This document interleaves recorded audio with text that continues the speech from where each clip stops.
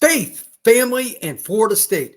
Loucks really impressed during his opening press conference.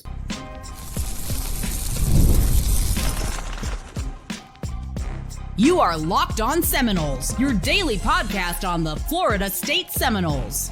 Part of the Locked On Podcast Network, your team every day. Welcome back into Locked On Seminoles, and thank you for making it your first listen each and every day. Truly appreciate you stopping in to talk some Noles with me. I am Brian Smith, longtime college football writer and recruiting analyst. This is going to be an unusual podcast for me because I finally get to switch over to basketball after covering football for Florida State for such a long time here on the Locked On Seminoles podcast, and I am happy to do so. Today's show is brought to you by FanDuel. Right now, new FanDuel customers can get $200 in bonus bets if you win your first $5 bet. That is FanDuel.com. Florida State, they get somebody that is familiar. He's from Clearwater High School, played for the Noles from 2008 through 2012. His wife, Stevie, everybody in the family's Florida State. You got family members went to Florida State. Faith, family, Florida State. That is what I named this particular podcast here on the Locked On Seminoles pod, and it's for good reason. Loucks really impressed me. Now, I'm from a basketball family myself. I'm from Indiana. I saw it in its glory, high school basketball, Bob Knight and Gene Katie, all that kind of stuff in the 80s and 90s. So I know what it looks like when somebody's giving a BS statement up on a stage in front of a microphone. I don't think Luke really fits that profile too well. He is an A to B guy, point blank. Had to hold back from cussing a few times and just being so passionate. I love that. He has all the charisma in the world to be a good recruiter, which if you follow this show at all, I know it's more football based here, but if you don't recruit, you're not winning in any sport in today's world. He talked about roster management in multiple ways. I was just really, really happy, not only for Loucks and his family. First, congrats to them for them coming back home. His wife was Florida State athlete as well. I'm very happy for Florida State University. Hats off to Winter Hamilton for a very illustrious career as the Florida State men's basketball coach. Mr. Alford even went out of his way to signal that before Loucks came up and spoke. But that being said, there was need for change. A younger guy, he's 35 years old, has NBA experience in terms of being with Steve Kerr and the Golden State Warriors. He's been with the Phoenix Suns. He was their defensive coordinator. Ironically, I mean, he played 4 seasons professionally in different places overseas in America. But ironically, maybe the most unique piece of information about him, I didn't know this until I looked it up a few minutes ago. Loucks was even a member of the coaching staff for the Nigerian national team. He's seen a little bit of everything to help broaden his base from coaching, playing. He's going to have an incredibly high level of people on his Rolodex to try to get talent to Tallahassee. I'm really curious. He brought up international players, by the way, directly. After being on the national team, and I went and looked it up, for Nigeria, again, not United States, for Nigeria, he's going to have contacts all over the world. I'm really excited about that. But again, I want to go through just a few of the things that he said, expand on them, because I'm from a basketball family, and you're not going to BS me about basketball. You're not. One of the reasons I don't follow basketball anywhere near as much as I used to is because it's so fluff. NBA and college included, there's too much nicey nice about how everything is said and done. Well, I don't think Luke really fits that profile. He would have been fine in the 80s and 90s, whether it was college. He could have been an assistant under Dean Smith or Bob Knight. He could have been a guy that played for him, whatever. He could have fit that. And he's also adapted, as he talked about extensively during his press conference. He really talked about how you had to adapt because you got a player that's mad that somebody else in the team's got a better contract, at least in his opinion. You got a coach that's got an ego because he's the coach. The player's making more money and they don't get along.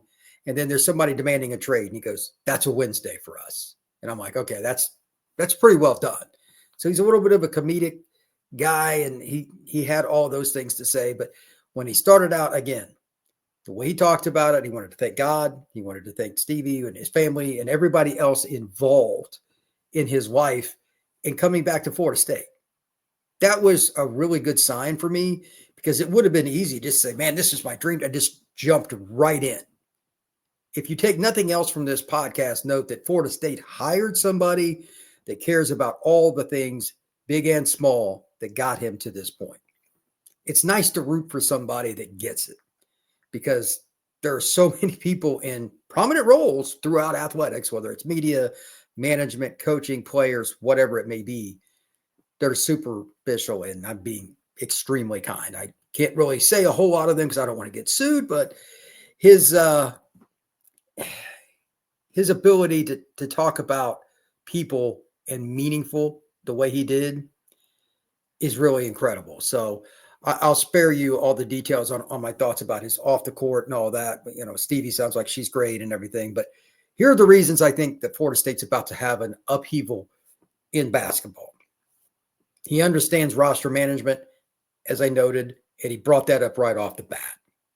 That's very important. Florida State is not a hard place to recruit to. You're in Florida, and high school basketball in the Sunshine State is pretty darn good.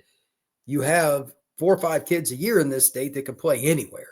Kentucky, Duke, UCLA, Texas, doesn't matter what school it is, they're probably recruiting the state of Florida. There's obviously the private schools that are good, like Columbus, etc., but there are also IMG and some other places that they're boarding schools that are really good, and kids come in from all over the world. And Florida State is still a national brand. It's in the ACC. It's not hard to sell ACC hoops. I know this year was down, but traditionally it's probably the best league.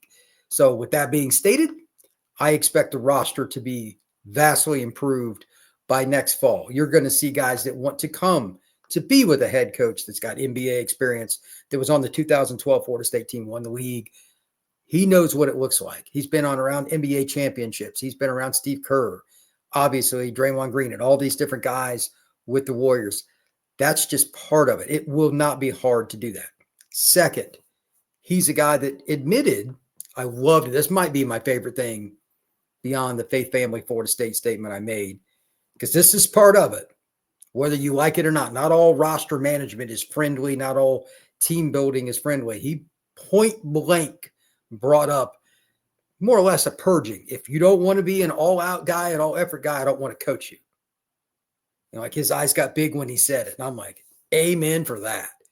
Again, this is why I kind of left college basketball, and I barely ever watch NBA basketball. Me. Too much of that garbage in the world of basketball. Way too much. He's not going to put up with it. And I'm okay if they have to go through a cycle where it's slow building to build the roster. Nick Saban did the same thing at different stops that he was at. Michigan State, then LSU, then Alabama. Like each time it got faster for him because he gained a reputation, but it's the same principle. Belichick did that, etc. Bobby Bowden did that. You'll add more talent later on after you're more well-known. The elite kids will come, but you've got to have a base. From my perspective, and I just watched the press conference like anybody else, Luke Loucks is not a guy that is going to suffer fools. Amen to that. It's imperative that you win basketball games with culture, not just your offensive. He talked a ton about efficiency, getting your teammate shot, and all that. I'll talk more about that on Tuesday. I'll go into looking at some of his stats and some of the things that he talked about, and that's great. But it's about your overall team, how you want to put it together to get there, to have efficiency, to have good shots. He must have said get good shots 20 times in some capacity. Well, amen to that, but it's the culture that gets you there. Because if you don't have a team chemistry and a team culture, something that Bowden really pushed for when Florida State rose in football, same with Leonard Hamilton when basketball started to become a big deal at Florida State, being a part of it. They cared about each other. I don't always think that's something you're going to see with every year. Some certain teams, no matter what you do, will falter a little bit. But I was really impressed with Luke because I didn't see at any point during the press conference that it just wasn't genuine about that. When you combine those together, those two things, you got to have a good roster. Just talent. Basketball talent's more important than any other sport that I've ever followed because height and athleticism get away with a lot. But if you're still going to get over the top, it's about how you put that roster together and whether or not they want to play for each other instead of just getting to the NBA draft. With that being stated, I've got 4 questions that I'm going to ask. I'm going to give my answers. I'm kind of curious what Florida State fans think. That is next here on Locked on Seminoles. Get the supplies you need from the site that's made for the skilled trades, Supply House. Whether you're plumbing, HVAC, or electrical work that you need, Supply House is the reliable way to order products online. Their easy-to-use website is packed with helpful resources and the latest product info to help you get the job done right. Plus, with a complete inventory of over 200,000 parts from 400-plus top brands, you'll find exactly what you need delivered fast from coast to coast. Need help with the order?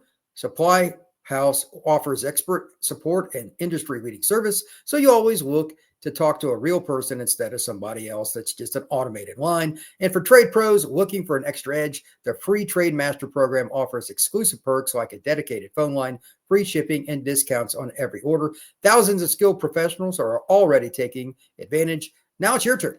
Join the Trade Master program today at supplyhouse.com/TM and start ordering plumbing, HVAC, and electrical supplies with just a few clicks.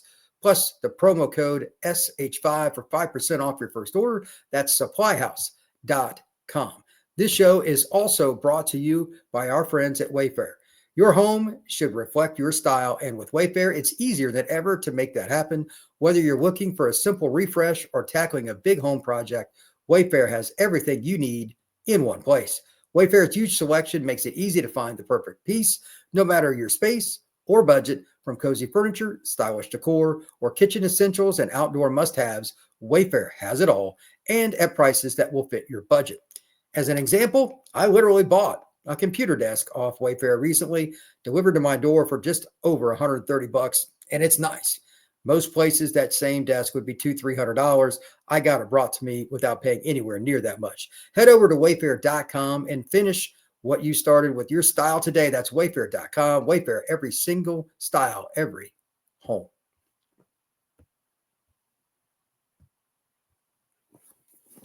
Four questions that I have about Luke Loucks, because press conferences are great, and I was thrilled with it, over the moon, happy with his demeanor and his style. Reminds me of old school basketball that I grew up with, that I love.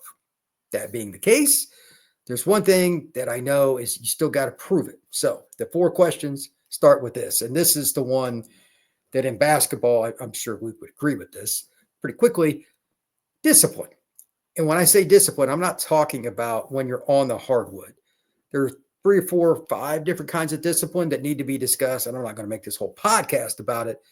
If you're going to win, that go before you even put on the sneakers.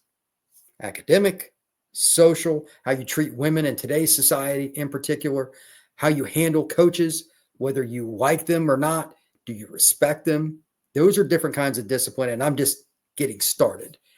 Today's athletes, too many of them, some that have been at Florida State in the last 5-10 years, especially last year's Florida State football team, didn't have the right kind of discipline before they laced them up.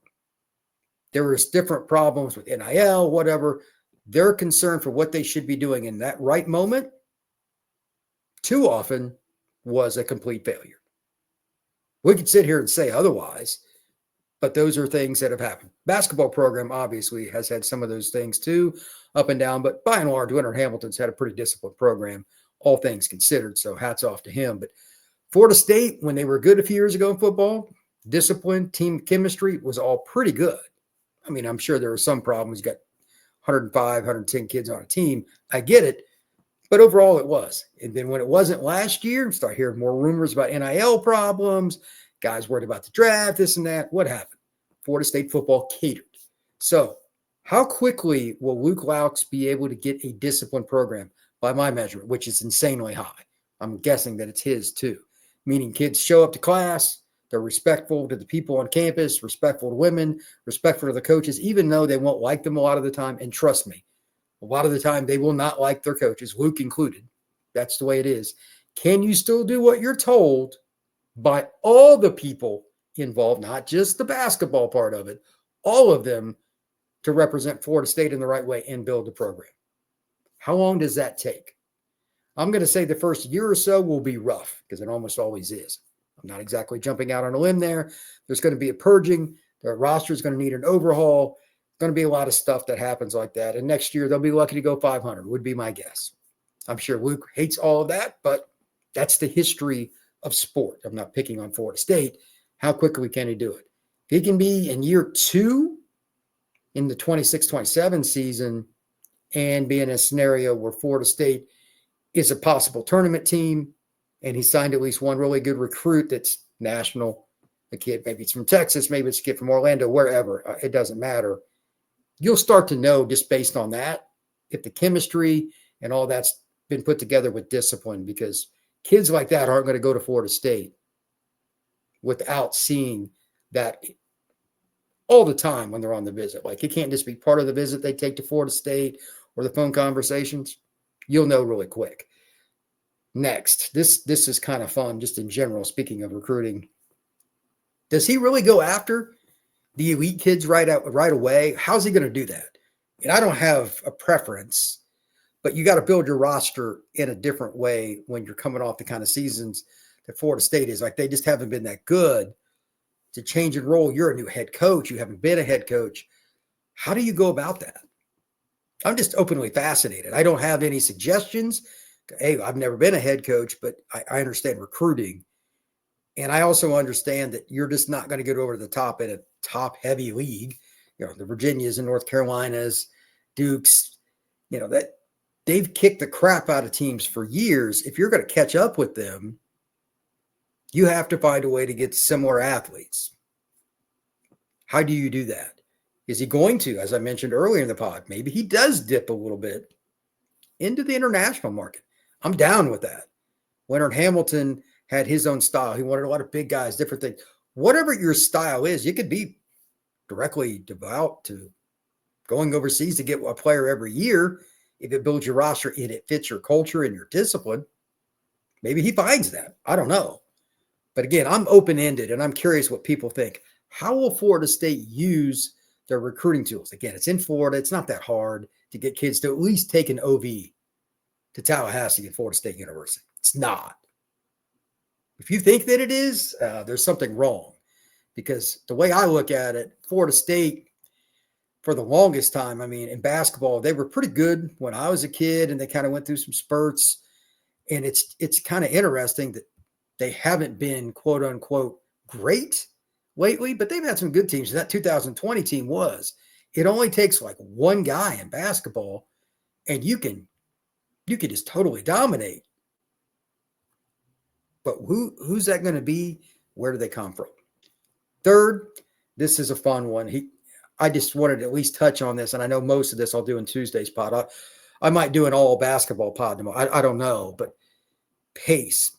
When I was growing up, there were a handful of teams that really used pace to beat teams. North Carolina was the best at it.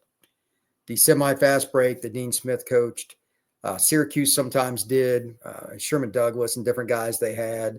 And then UNLV just was nuts with how much they changed the pace. Dr. Tom Davis at Iowa ran press and did different things. Sometimes Indiana or Purdue teams that I followed did. But for the most part, there were a handful of teams. They had more talent, and they really pushed the pace and tried to beat you that way. Well, he talked about pace, and I think that's a recruiting tool. Not many guys want to hear, oh, let's play half-court basketball. That's not what they're going to hear, and because they're out the door. How do they use it? Is it going to be more of that premise that Dean Smith is famous for, where it's kind of semi-fast break? Because he talked about, he said, I don't want to use positionless basketball. He goes, we're going to have positions, but he goes, my 2, 3, 4, everybody, I want them to be able to make plays, get guys layups and dunks that are teammates.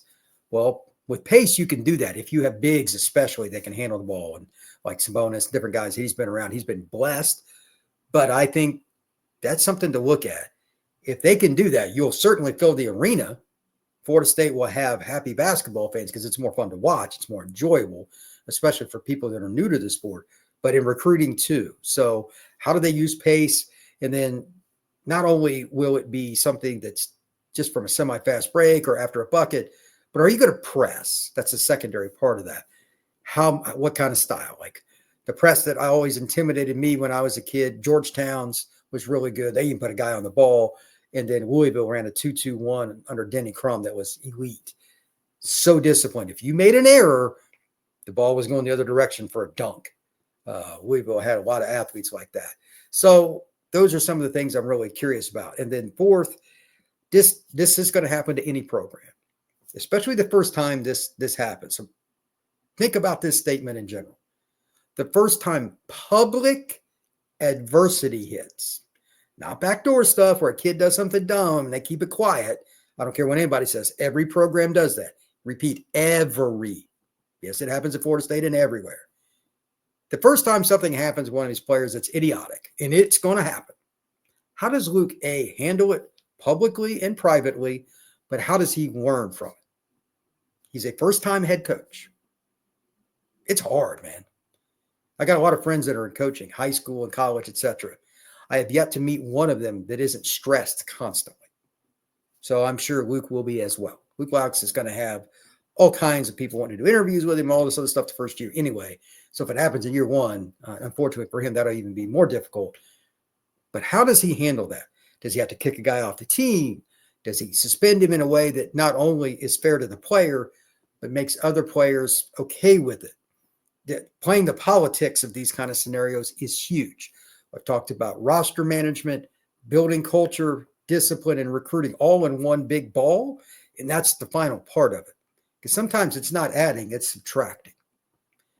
Even if it's just for a few games, you might have to, and I don't have any idea who it will be, but maybe your star wing forward in year 3 does something dumb, gets a DUI. How do you handle that? Maybe your incoming recruit gets a speeding ticket doing 90 in a 55. How do you handle that? These are the kinds of problems that every major college basketball coach must be able to figure out. And if you don't, you won't be around long. And I know he's a Florida State legacy guy. Stevie's great. She was a Florida State athlete. All of those things, family ties, all that. You have to win. And if you don't do all those things I talked about with roster management, discipline, team chemistry, and of course, just recruiting in general, you're not going to win at Florida State or anywhere. To finish up the show today, we're going to talk some Florida State football in terms of recruiting. I got 3 guys that I want to bring up. I was at Under Armour, New Orleans on Sunday. Holy cow, was there a lot of talent. I have some great news from Florida State that, honestly, I'm a little shocked by. That is next here on this show. FanDuel is the place for you for March Madness because it's here, and FanDuel is giving everyone a chance to get in on the action like never before. Right now, new customers get $200 in bonus bets when you win your first $5 bet. That's $200 from everything from buzzer beaters to Cinderella stories and even who is going to cut down the nets. One of the things that I like about the tournament, and I can't remember the last time I didn't watch the NCAA basketball tournament, are the underdogs, the Cinderellas. If you're going to make a bet on something, that's probably about as fun as it gets. Cinderella games, whether it's a 10 seed knocking off a 2 seed or whatever it is, those are a blast. I think that's a great way to go.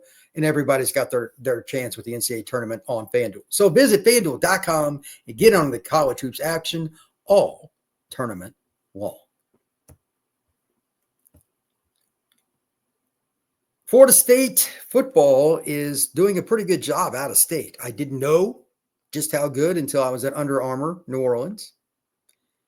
And there were multiple kids that talked about Florida State, but 3 that I want to bring up are players that aren't just good. These are guys that are impact players. These are good enough to play for any school in the country. National recruits, one of them, maybe the best player in the country, Lamar Brown, and I'll save him for last. He's incredible talent out of Baton Rouge. He's got an extremely strong connection to the Florida State staff. They have done a tremendous job, but I'll get to him here in a moment. Xavier McDonald is a kid that I didn't know Florida State had built enough momentum. He told me he's going to take an OB. He's out of Mississippi. He's a kid that I'd seen before. He was at the Under Armour All-American game this past year. He didn't even have to come out to the camp. First off, let me give him credit for that. He came out and did one-on-ones and all that. He doesn't care who's watching, who's videoing. Let's go. Let's bring it. That reminds me of the Bobby Bowden era, first and foremost. If you're going to win big time in college football, you need guys that can go up and get it. He's 6'3", 160 pounds. He's that long, lanky athlete that, ironically, again, Bobby Bowden recruited a ton of during his time in Tallahassee to build a great program. And Xavier McDonald is a kid that's gotten off from everybody. So just kind of going through and talking to him. Yeah, Ole Miss, Mississippi State are involved, but the school to watch is LSU and then Florida State and Miami. He's not loyal to the in-state schools. Auburn's involved. This is going to be an OV deal. Xavier has a good relationship with the FSU staff. They need receivers, playing time, and I know flat out playing time is major consideration for him, even more than other kids. NIL will come into it in some capacity, but this is an old school recruit in terms of his personality and how he looks at things. Again, he didn't need to go compete at all. He's already playing the Under Armour game. He came back again this year to compete at the one in New Orleans because it was the one closest to him, and he was happy. He was real happy to go out there and kick the butt of quite a few guys. Not many players can hang with him athletically, especially his ability to jump up and get the ball. He's a freak. I'm really curious to see where he ends up, but Florida State's right in the middle of it, and I did not know that. I knew they were involved, but like I could just tell from talking to him, the vibe, the Noles have a shot here. Next, and this is a kid that I mentioned before, but I hadn't seen. First off, I just want to say Damarius Yates, he's from Kemper County. Mario Nash Jr., the kid they signed this past year for the Noles, the offensive tackle, had brought him up, even mentioned him on my show when I had had Mario, on the show. And I didn't know anything about him. Holy cow, is he good. He was the best running back there, in my opinion. His ability to change directions, to catch the football when they were doing one-on-ones. He could play receiver, period. There is no doubt in my mind that he could transition to receiver if that's what he wanted to do. He's not the biggest guy. Again, yeah, he's a Dexter Carter type, maybe a little bigger than Dexter at this point. But that's who he reminds me of. High praise, I know, because Dexter played in the NFL, but catches the football, makes the first guy miss, is built the way you want, and zero concern. Once again, another Mississippi kid, zero concern about the ability to go out and compete. Oh, somebody saw me lose a rep. I might drop in my rep. He could care no less. These are the kinds of kids that Florida State used to get to build their football program. That's what they need to get even more of moving forward. I mean, they've always gotten some like Mississippi kids and stuff. Yates can play for anybody, and I think he will play early. Bama, Ole Miss, Florida State are three of the programs that are highly involved. Watch out for Bama. Florida State's got his ear. He knows that Mario's trying to get him to come to Florida State. OVs will be important, but watch for him, especially as it relates to Florida State. Does he take unofficial visits to FSU, at least one, during the spring before OVs? As I've talked about, and I don't blame anybody for this, numerous recruits have told me and other people in the recruiting industry that I know, yeah, they're interested in Florida State, but they need to see it. Can't blame them. They won 2 games last year. So they want to see the offense or the defense, whatever side of the ball they're on. How do they perform in practice? How do the players respond to all these new coaches? Tim Harris Jr. and Pot Roast and Coach White and it's just Coach Cooper. Across the board, they've got so many guys. Herb Hand on the offensive line. They want to see it. I think it'll be important for him because he also has Mario there. Again, his former high school teammate is in Tallahassee, going to be going through it. It's going to be pretty interesting to see what happens when he visits because I think Florida State could get a steal. Not many people are talking about anybody really outside of a handful of running backs at Florida State's after kind of local. Mississippi's a little further away, but I'm telling you, Damarius Yates is he is a dude. Incredible athlete. I don't care if he wanted to play. If he told me and I was coaching, I don't care what school it is, I want to play DB. I would take him.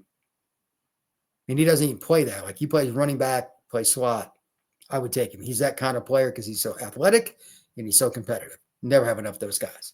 And finally, 5-star Lamar Brown. He goes to University Lab School in Baton Rouge. You're thinking, he's just going to LSU.